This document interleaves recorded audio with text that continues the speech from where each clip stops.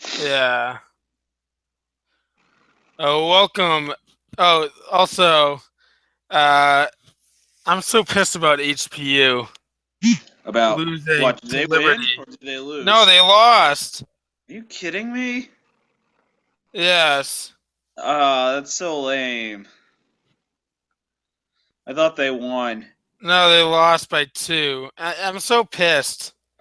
I That's mean, so dumb. they're better than this. They need to beat the teams that they're supposed to beat, and Liberty, no matter where you play, is one of them. God Agreed. damn. They have not been playing well as of late. They've been very mediocre. It's bullshit. That sucks. All right.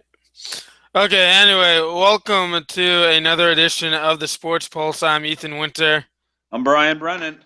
and uh, the intro song for the show, we're going to start off with Take It Easy by the Eagles in honor of Glenn Fry. May he rest his soul in peace. Yes. A very tough month for the entertainment industry.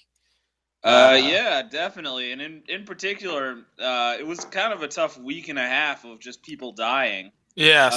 Between David Bowie and Alan Rickman and Glenn Fry. I mean, it's been crazy. Crazy start to the year. Yeah. So we're going to take it easy right into this show. Um, a little before we get started, though, I want to say I know Brian, you're experiencing unprecedented snow in North Carolina Yeah. as part of Winter Storm Jonas. I guess we're naming winter storms now. But What a terrible name, by the way, too. yeah, well, a couple of years ago they had Winter Storm Nemo, and I don't know what the Winter Storm names Are they just going after the whole last year Disney were. Channel now, or what the hell? I don't know, but this morning or last night, the Duquesne team bus got stuck on the Pennsylvania Turnpike as a result of the storm. And as of right now, there's just a tweet from Duquesne basketball saying it is becoming increasingly unlikely that DUQMBB, that's in a hashtag, will be able to leave the turnpike tonight, preparing for another night on the What? bus. Oh my So god, that's that's crazy. that is crazy. It's starting to become the revenant or turn into the revenant on the Pennsylvania Turnpike for the Oh, that's Duquesne basketball nuts. team. We all hope that they'll be able to stay warm and eventually find shelter. But this winter storm is wreaking havoc on the sports world. Um, the Celtics 76ers game that was supposed to be played tonight has been moved to tomorrow night. Um, and I'm sure there's a bunch of other games that are being changed as well. And I think I saw the High Point women's basketball game. Their game got changed to 4:30 Yeah, they did. They got against moved up. UNC Asheville. They got moved up, I think, which is a good idea, I would say. Right, but very bizarre situation and starting to become a little concerning situation for the Duquesne's men's basketball team.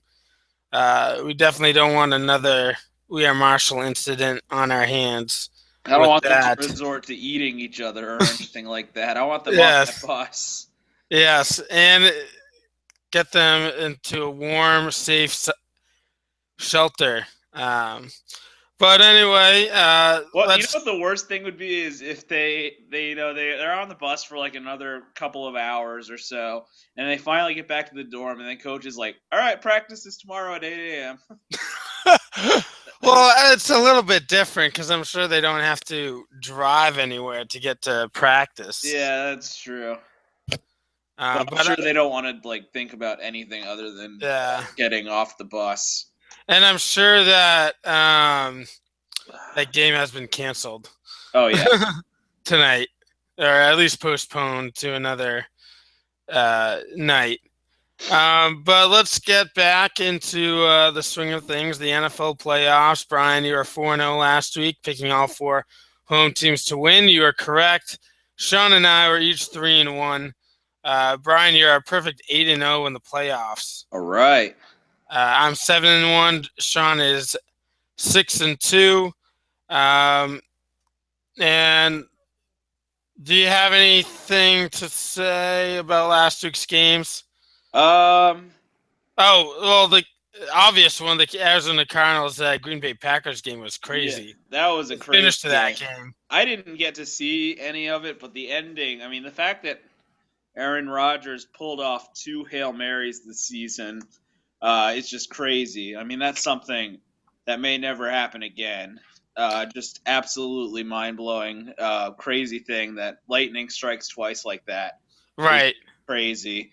Larry Fitzgerald went off. I thought the turning point of the game was really the touchdown to Michael Floyd that got, I think it was deflected out of somebody's hands. And yes, I saw that. That was crazy. It just happened to land into Michael Floyd's hands, and that was the touchdown. That might have been the turning point of the game.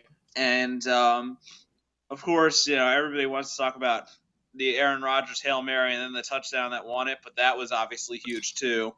Larry Fitzgerald turning back the clock to 2009. I think it was 2008, but either way, turning the clock back to his prime.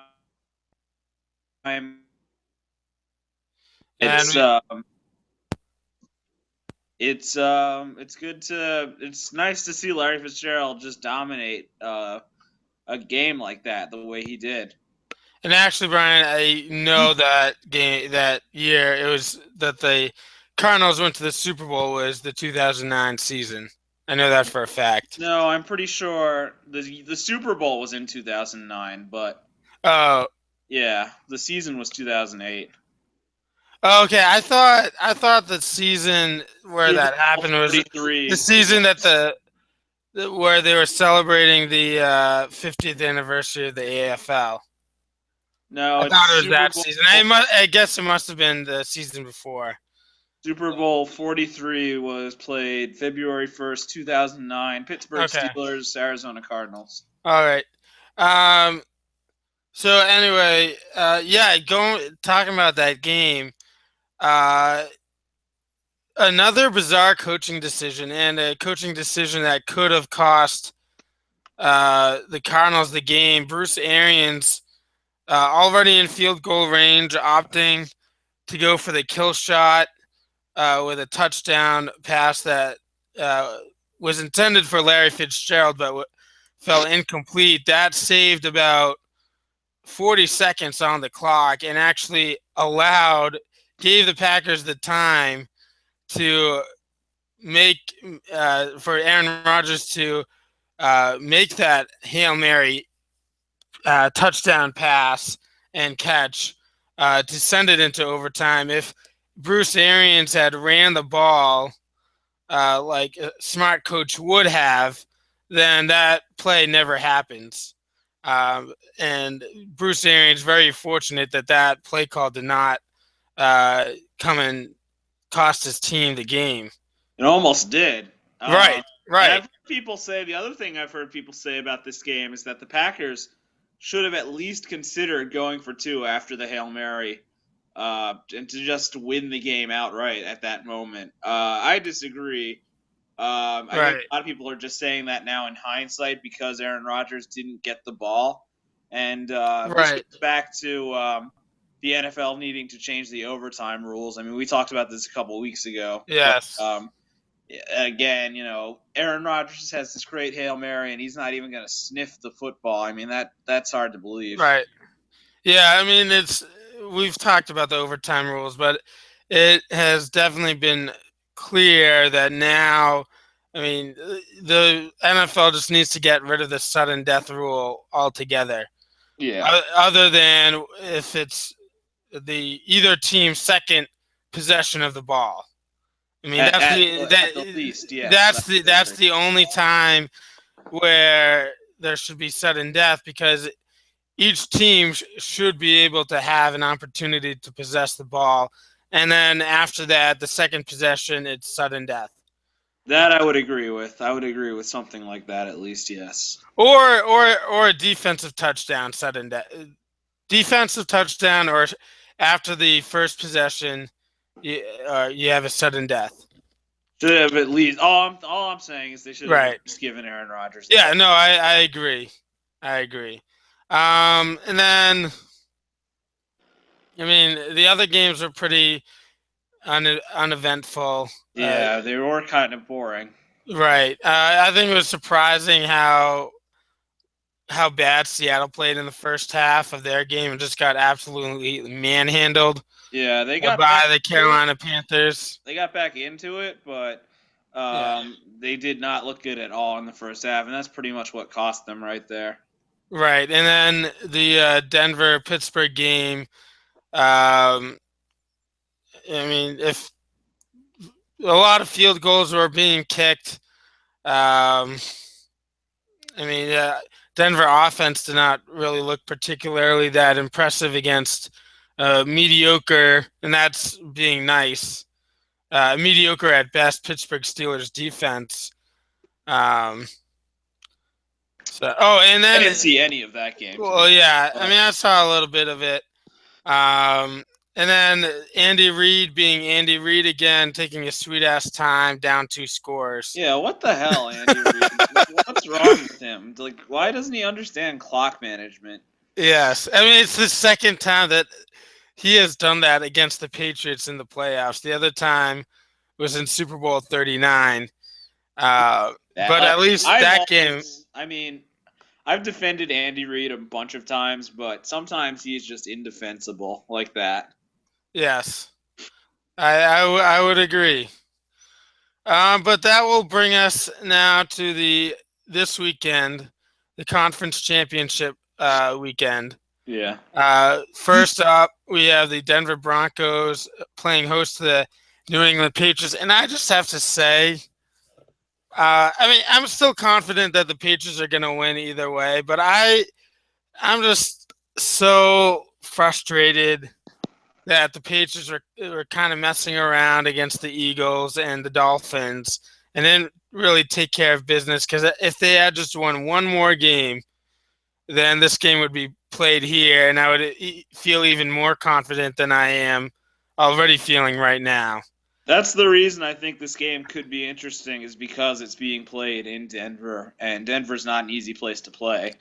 So right. I'd be more confident. I do think the Patriots are going to win, but I'd be more confident if the game were in Foxborough that the Patriots would win. Yes, and I definitely agree with you with that. What were you going to say, Brian? No, I just it's Peyton Manning, Tom Brady. 17 is much older at this point. And right. Everybody's saying it's for the last time, so I guess they're implying that Peyton Manning's finally going to retire. Well, he should. I thought he should have retired after last season. But I mean, yeah, I mean, I think Manning realizes that he just can't do it anymore physically after the injury-riddled season that he's had this season. It's kind of like, Brian, I'm sure you know this very well. It's kind of like Derek Jeter's last season, where he was kind of a shell of himself. And it's more like Kobe Bryant's last season, where he's a shell of himself. So in that aspect, from a neutral fan's perspective, or just a general sports fan's perspective, it's kind of sad seeing how Peyton Manning's season has turned out this year. But I mean, that's his decision, and I think a lot of people, at least in New England, think that the Broncos would be better off with Brock Osweiler. Yeah, starting I'm this game. surprised that they ended up sticking with Peyton Manning, to be honest, just I because of mean, I understand why though, because Gary Kubiak doesn't have the cojones to bench a future Hall of Fame quarterback in what could be his last season and last I chance think to they're get to a almost Super saying Bowl. this is we're gonna let Peyton Manning ride this out for the rest of the season, Right. and down the road this will be Brock's team next year, is at least Well, what they're but gonna say. and although Brock Osweiler is going to be a free agent after this season. Yeah, but I would assume that they're probably gonna bring him back and get rid of Right. Peyton Manning. Right. But okay, so back in terms to the actual X's and O's of this game, um, I think the Patriots are going to win simply because I think the Patriots are a better team. I mean, the Broncos, they're the worst team remaining in the playoffs right now, in my opinion, at least. And in fact, it's in a lot of people's opinion. Um, Yeah, And I mean, yes, Denver has a great defense, but you also need to score some points. You can't just kick field goals all the time, especially if you're going to be playing the Patriots. You actually have to score touchdowns. Um, and so I think that's going to be a key in this game. Also, earlier in the season when these two teams played in Denver, the Patriots were without Danny Amendola and Julian Edelman. And Tom Brady still was able to throw for over 280 yards in that game. And now you have, as healthy as the offense is going to be, sans the Dion Lewis, who's on IR, and LeGarrette Blount, who's also on IR. I mean, you have all your weapons at your disposal, pretty much, for Tom Brady.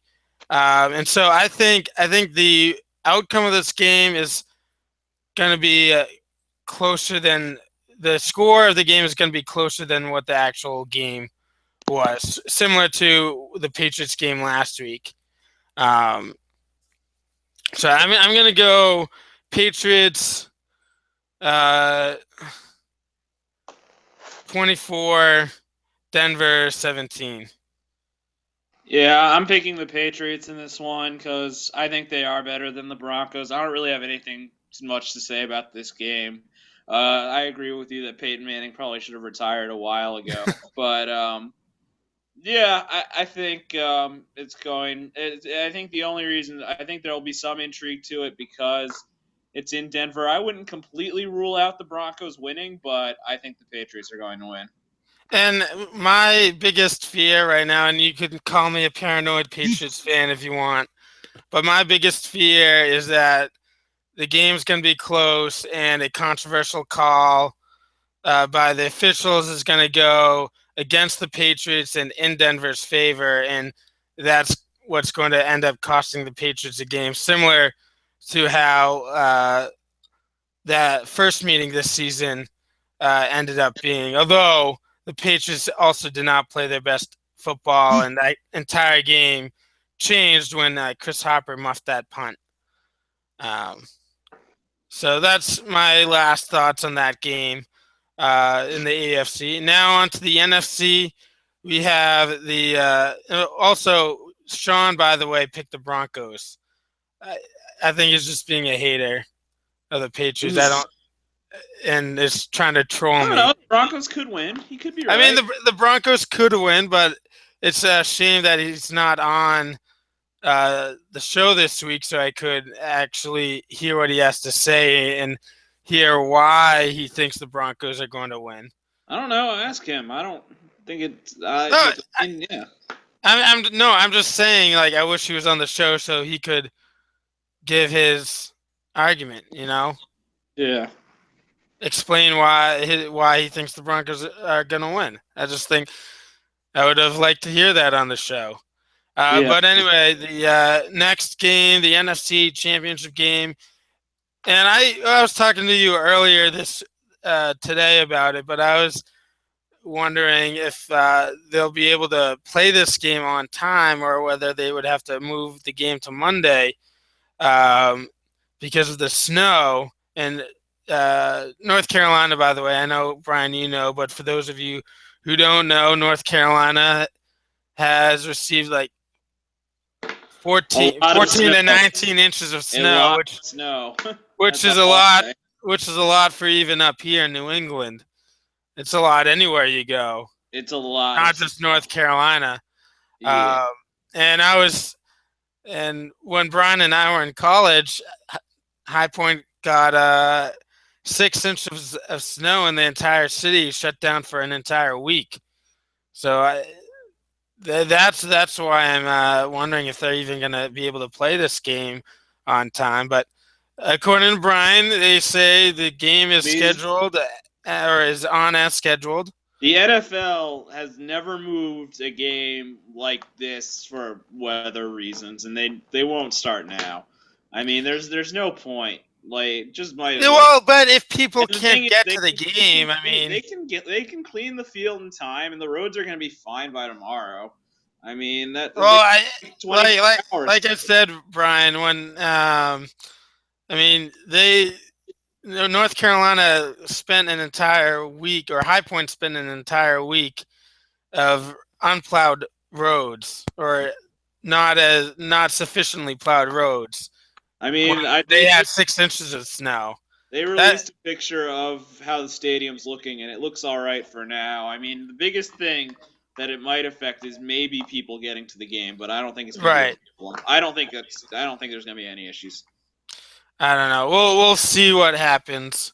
But the Panthers have yet to make an announcement. The NFL has yet to make an announcement. So There's it's on as scheduled for now. We'll see if they're going to play on time. I don't see why they wouldn't.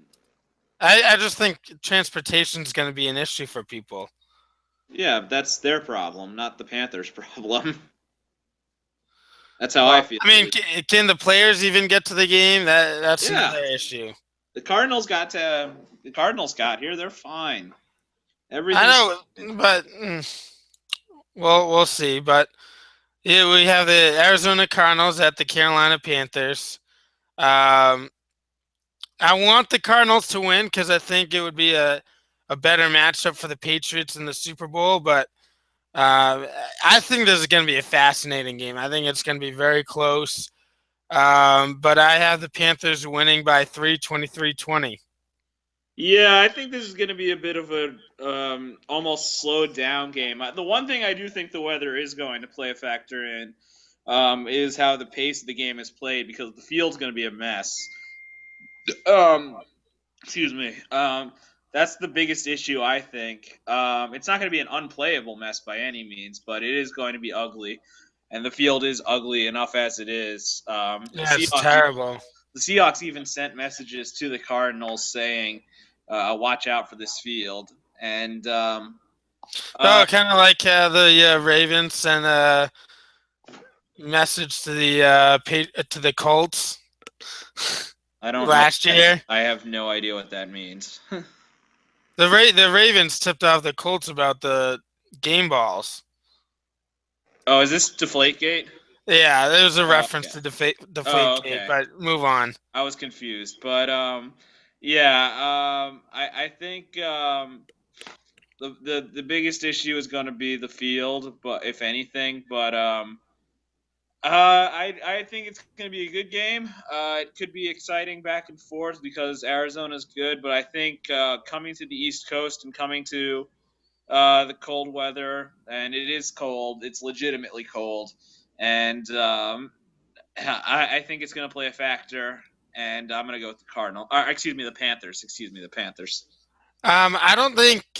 I don't think the cold weather is going to help either team. To be honest, I don't think any team in this game will have an advantage because of the weather. I think it's going to be a disadvantage for both teams because, I mean, yeah, well, North Carolina does get cold on occasion. It doesn't, Get it this never cold.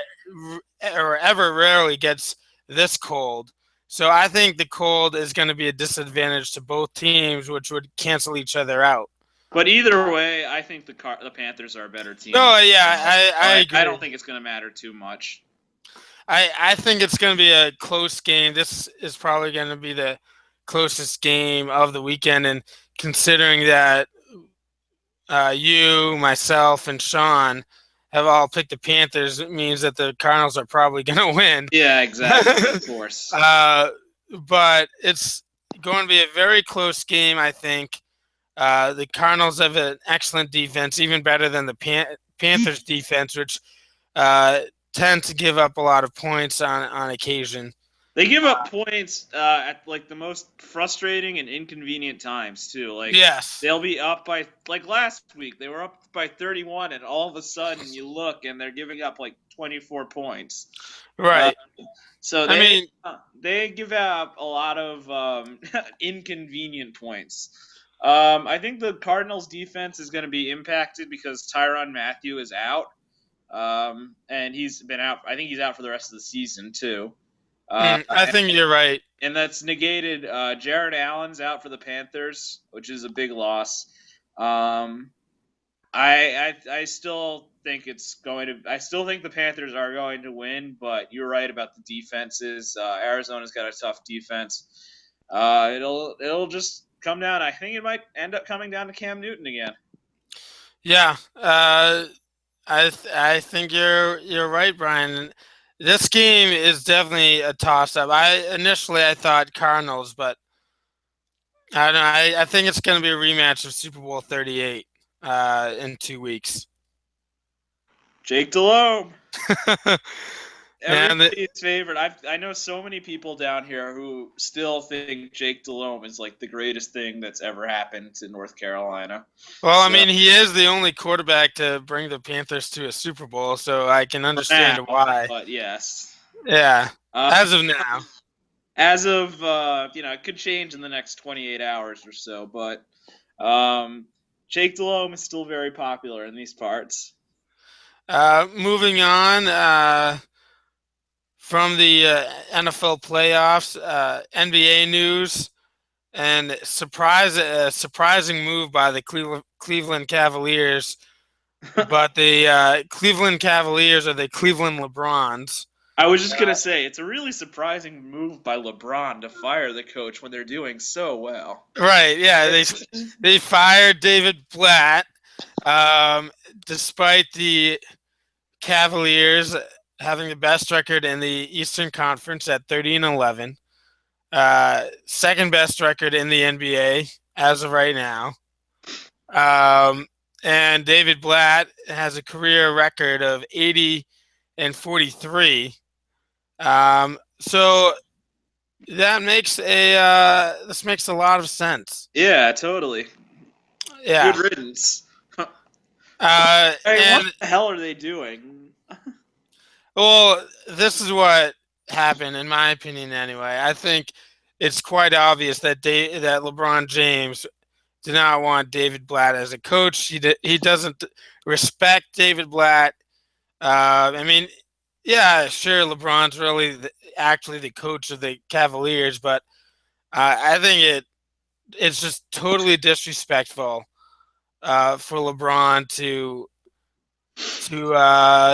oust or push out David Blatt. I think that is the sole reason that David Blatt is out as Cavaliers head coach.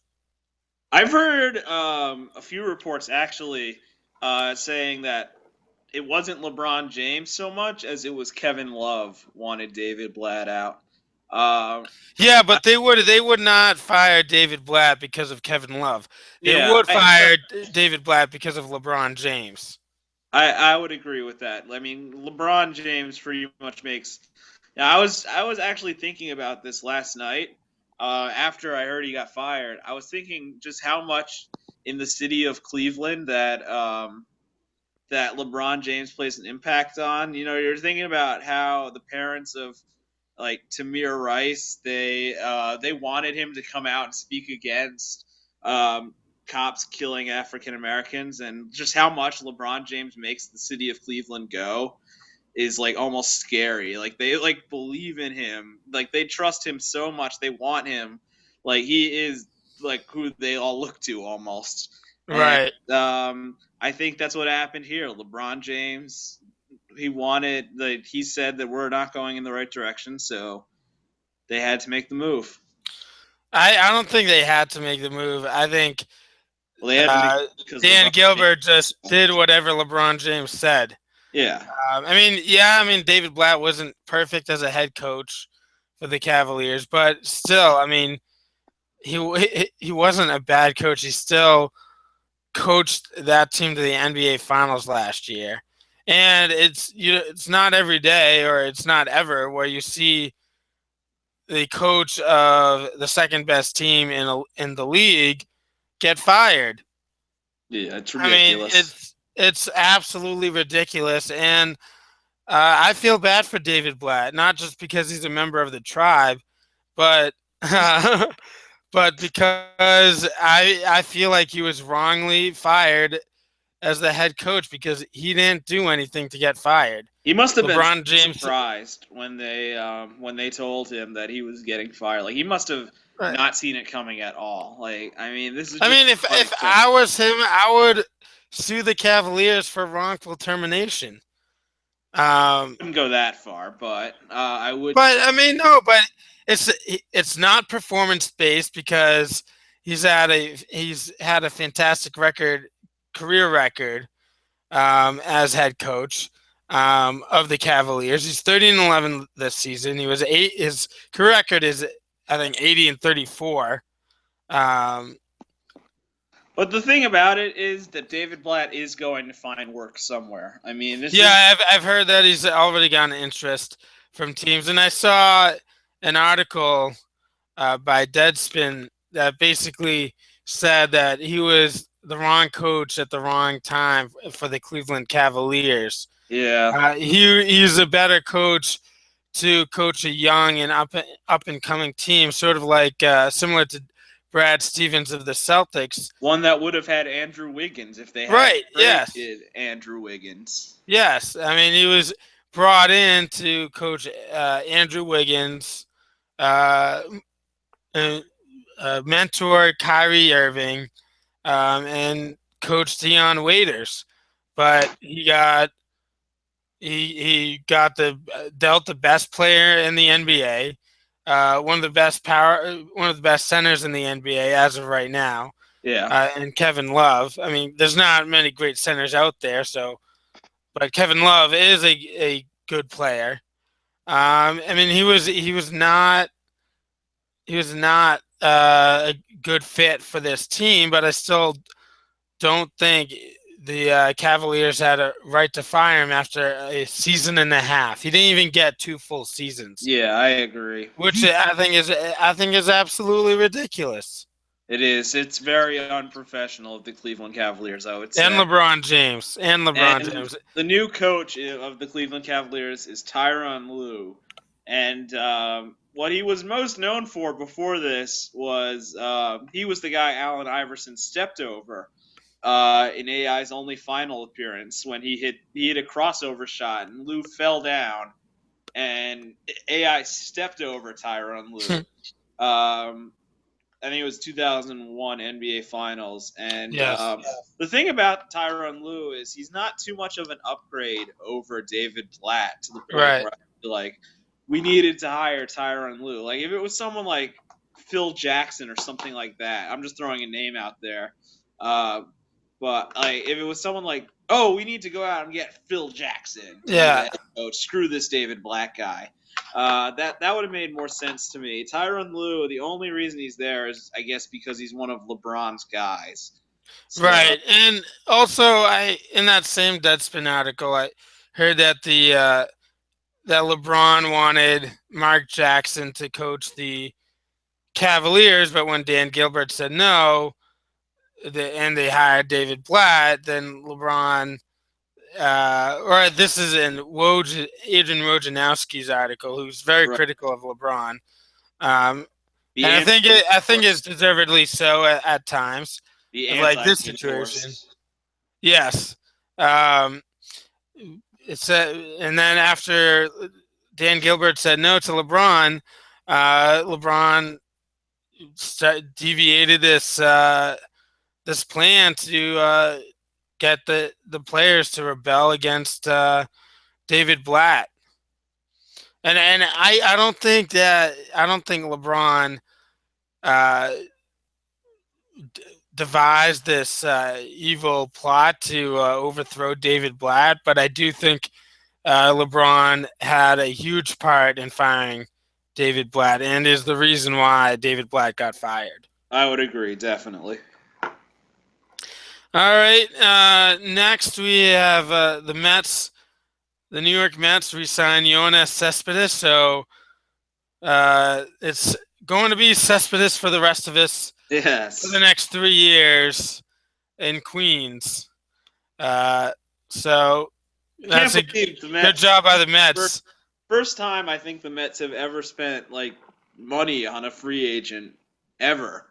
Like I mean, Well, since the Mike Piazza left, at least. this has been like the first time, and the Wilpots had always been so cheap. So this is very surprising to see the Mets spend the money on Cespedes, and I think Cespedes wanted to come back to the Mets, which I think helped. Right. And it's a good move for the Mets, obviously. Cespedes is a very good player. Um, I always thought they should have tried to keep him like even longer than 3 years. I think they should have tried Right. to get him to like a 6 or 7 year deal. Well, I think the Mets were in a position of leverage in this situation because I Yeah, mean it's already a week from February, and Yoenis Cespedes was still unsigned. right. So his value decreased significantly, and I think that's what allowed the Mets to swoop in and re-sign him for this 3-year contract. And I think Um, they didn't want him to go to the Nationals either, which was the other big right, rumor out there. So as soon as the Nationals got involved, the Mets were like, right. "No, we're not making that happen." But initially, once free agency started, the Mets said that they weren't going to re-sign Yoenis Cespedes, but Cespedes remained on the market for months, and now we're about a month away from, or I guess about 3 weeks away from pitchers and catchers reporting and spring Finally, training starting. That it allowed the Mets to come in and sign Yoenis Cespedes for cheaper money than what he originally wanted. So, good move by the Mets. Cespedes greatly overestimated his worth, and that ended up hurting or helping the Mets re-sign the Cuban Missile. very good player too. Yes, Sometimes he can be. I think he sometimes thinks a little too much of his talents and thinks he can do everything. But he's very talented. Cespedes is. I mean, he struggled in the World Series, but they wouldn't have gotten to the World Series without Yoenis Cespedes. right. So big re-signing for the Mets. They have to be one of the favorites going into the season. Yeah, at Uh, least in the National League East in the National League East and probably in the National League up there with the Cubs and, as usual, the Cardinals, teams like that. and the Dodgers, Yes, of course, Dodgers and Dodgers. Giants. It is an even year, so the Giants may win the World Series this year because they tend to do that. It's 2012, 2020, or 2012 and 2014. They've won the World Series. Yeah. Well, maybe I think the Red Sox might have something to say about that, but let's move Yeah. on to the walk off. Brian, do you have a walk off? No, not really. I'm really congested, so I haven't really thought of anything. All right. Well, I have a walk off, and I would just like to say, give a shout out to Darius Fleming of the New England Patriots, who the Thursday before the Patriots divisional round matchup against the Kansas City Chiefs, um, stopped on Route One and helped save a young woman who was trapped inside of a vehicle that, from the naked eye, appeared to be smoking, um, and which led to some reports saying that the car was burning, which ended up not being true, but the police department did acknowledge that to the untrained eye, when the airbag is deployed, it looks as if the car is on fire, is smoking. But I would just like to give a shout out to Darius Fleming for rescuing that woman and being a true hero, not just on the football field, but in real life as well. So, and he ended up playing against the Chiefs with 22 stitches in his leg for kicking the car window open to so he could save and rescue that woman. But a true patriot and a true hero. And congratulations to him. And shout out! We got to give a yes. shout out to Jamie Foxx too for doing the same thing. Also this week. Oh, really? I didn't hear about that. There was a burnt car in Jamie Foxx's front yard, and he went out to. I think he ended up getting the guy out of there. The guy was drunk, but he did end up getting the guy out of the car and to the hospital. Right. So shout out to Jamie Foxx as well. Right, and I do, and I yeah. So great job for good job there to Darius Fleming for doing his job as a citizen as well as a football player. So kudos to you, Darius Fleming. And Jamie Foxx. Yes. way to hijack my walk off though. Well, sorry, I couldn't. It reminded me of Jamie Foxx and what he did. Okay. All right. Well, did you think of anything in the last 2 minutes or so? No, all I could think about was Jamie Foxx. Oh, okay. Well, that does it for the this edition of the Sports Pulse. Thanks for tuning in and listening to us. And in about